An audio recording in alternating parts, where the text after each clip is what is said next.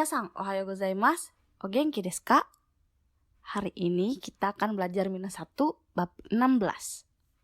Di pembelajaran kali ini kita akan mempelajari menyebutkan kegiatan yang kita lakukan secara berurutan, menyebutkan kegiatan yang akan dilakukan setelah melakukan kegiatan yang lain, dan menyebutkan beberapa kata sifat dalam satu kalimat. Langsung saja kita mulai di pembelajaran yang pertama. Ada kata kerja bentuk T, kata kerja bentuk T. Ini digunakan ketika ada beberapa kata kerja dalam satu kalimat. Untuk menyambungkannya, mas-masnya dirubah menjadi bentuk TK atau bentuk T. Nah, ini berfungsi untuk menyebutkan kegiatan yang dilakukan oleh kita secara berurutan. Di sini ada contohnya. Kesa, rokuji ni okite, sawa o abite, gohan o tabete, kaisa e ikimashita. Yang artinya, tadi pagi bangun jam 6, langsung mandi, makan, lalu pergi ke perusahaan. Jadi ngurut ya, yang pertama ini nyeritain dari bangunnya dulu, dia bangun jam 6. Lalu contoh yang kedua, eki de tomodachi ni atte, densa ni notte, gakkou no mae de orimasu. Jadi, si pembicara kedua ini, awal ceritanya itu dari dia bertemu dengan teman. Ketemu teman, naik kereta bareng, terus turun di depan sekolah. Contoh yang ketiga ada shinbun o yonde kazoku to sokuji shite koen o sampo shimasu. Baca koran, makan sama keluarga, langsung jalan-jalan di taman. Jadi untuk kegiatan awalnya itu nggak perlu dari bangun tidur ya. Yang penting yang awal kalian tulis atau yang awal kalian ucapkan itu dilakukan terlebih dahulu daripada kata kerja yang kalian ucapkan setelahnya. Jadi harus berurutan. Nah, untuk kata kerja yang paling akhir itu digunakan sebagai penutup. Dia menyesuaikan dengan waktu. Jadi kalau waktunya lampau, dia menggunakan masta. Tapi kalau waktunya belum lampau atau kita akan menceritakan yang hari ini akan kita lakukan, berarti masih menggunakan mas. Jadi, kalau kata kerja yang di tengah-tengah itu harus diganti menjadi bentuk T, kalau yang di akhir itu tetap menggunakan mas K, tapi dengan catatan mengikuti waktu kejadiannya. Jadi kalau misalkan ada keterangan kino, eki de tomodachi ni atte, densa ni notte, gakkou no mae de orimashita. Berarti artinya itu lampau karena keterangannya kino, akhirannya pun mengikuti keterangan waktunya. Jika tadi menyebutkan beberapa kata kerja dalam satu kalimat, sekarang kita akan mempelajari menyebutkan beberapa kata sifat dalam satu kalimat. Kita akan mempelajari kata sifat i dulu yang pertama. Di sini pola kalimatnya ada kata sifat i-nya dicoret, diganti kute. Ini berfungsi untuk menggabungkan beberapa kalimat ya, beberapa kata sifat dalam satu kalimat tadi. Contohnya, Mira-san wa seiga takaku te yasashi desu. Saudara Mira tinggi dan juga baik hati. Contoh kedua, kono pasokon wa yasuku te karuku te benri desu. Laptop ini praktis, enteng atau ringan, dan murah lagi. Yang ketiga, watashi no ie wa semaku te eki kara toi desu. Rumah saya sempit dan jauh dari stasiun. Itu contoh kata sifat i. Sekarang kita ke kata sifat na dan kata benda. Nah, untuk kata sifat na dan kata benda ini perubahannya sama, hanya tinggal ditambah D. Jadi kata benda ditambah D, kata sifatna ditambah D. Tapi kata sifatna na-nya nggak usah dibawa ya. Jadi langsung aja kata sifatna, na-nya nggak usah dibawa, D. Contohnya, sono ie wa itsumo nigiyaka de kirei desu. Rumah itu bagus dan juga selalu ramai.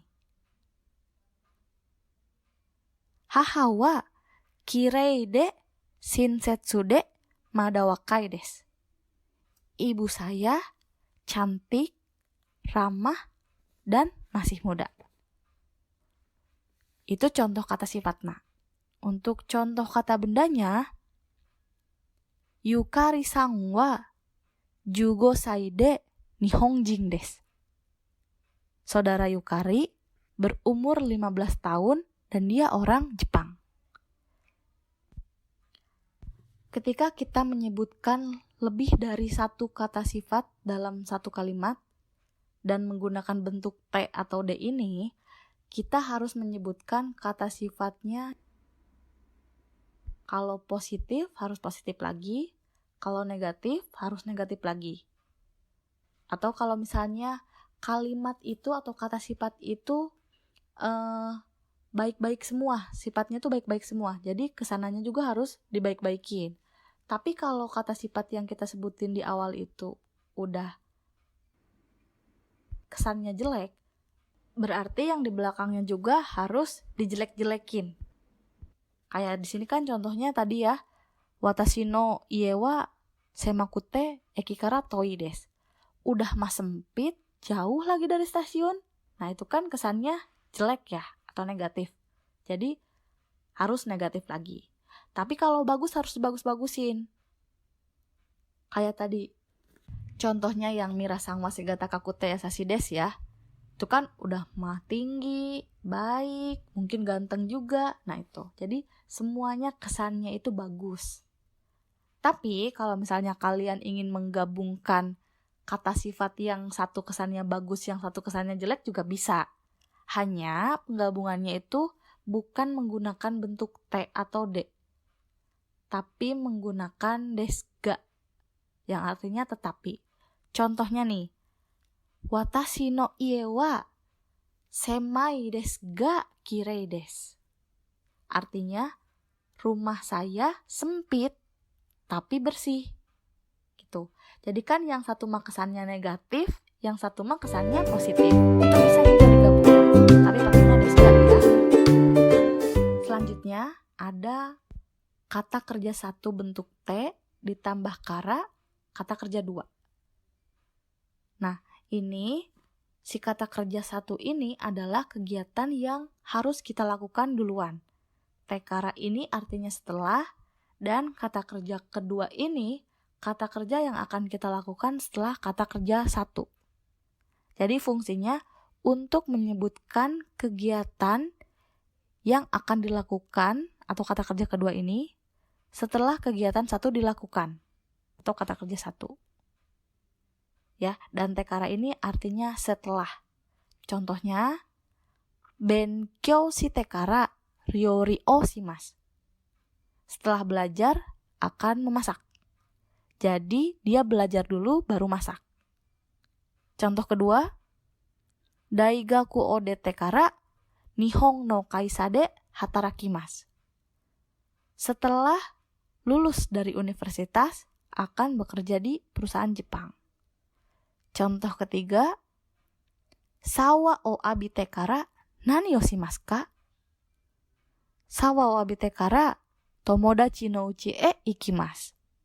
Jadi, kata kerja yang pertama kali kita sebutkan yang dirubah ke bentuk T ini, itu yang kita lakukan dulu, barulah kita melakukan belakangnya, kata kerja belakangnya.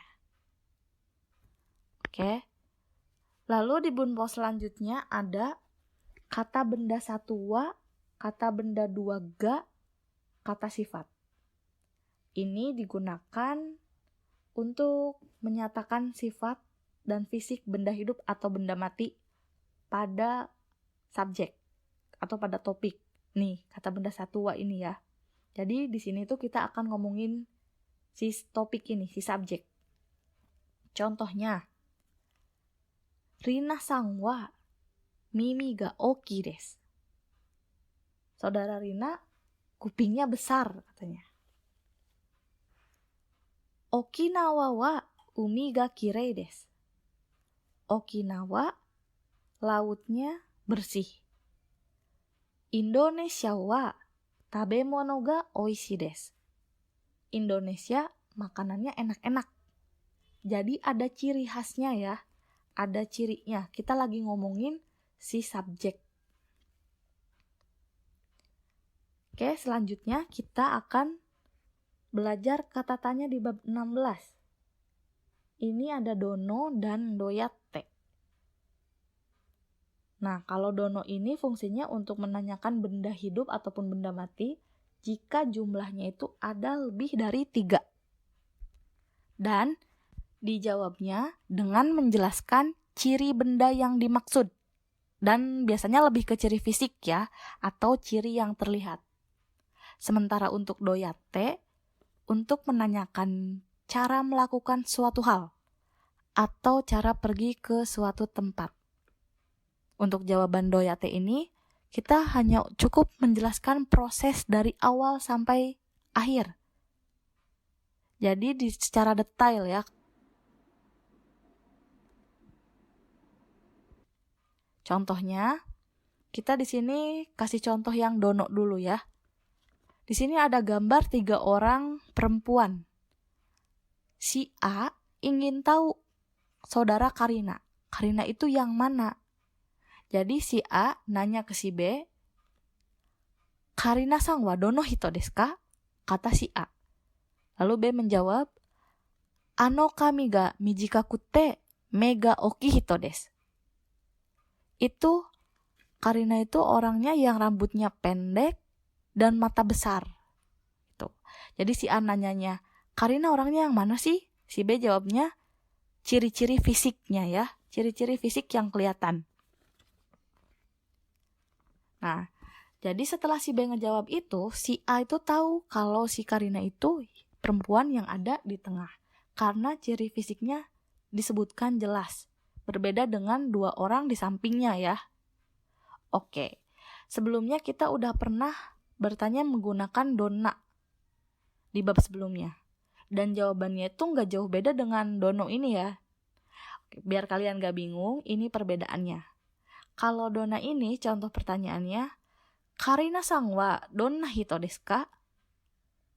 Yang artinya, Karina orang yang bagaimana? Nah, si B juga ngejawab. Pakai ciri-ciri juga.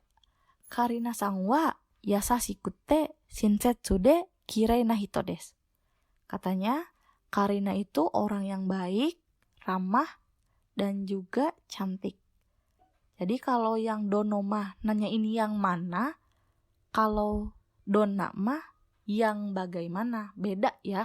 Bahasa Indonesianya pun beda. Lalu yang terakhir ada doyatte. Contohnya doyatte ini, Kiki-san no ie kara daigaku made doyatte ikimasu ka? Artinya, dari rumah Kiki ke universitas, gimana sih cara perginya? Lalu Kiki ngejelasin cara perginya tuh gimana. Di sini ya katanya dia, Cikarang eki kara densa ni notte pasar baru de orite basu ni norikaete daigaku no mae de orimasu. Jadi katanya dia naik kereta dari stasiun Cikarang, terus turun di Pasar Baru, terus ganti kendaraan naik bis, lalu turun di depan universitas. Jadi detail ya, dijelasinnya itu detail, dikasih taunya itu. Oke. Minasang, pembelajaran kita hari ini sudah selesai. Semoga bermanfaat dan bisa diterima ilmunya ya. Selamat belajar, semangat terus belajarnya. Arigatou gozaimasu. Jangan lupa like, komen, dan subscribe Minasang.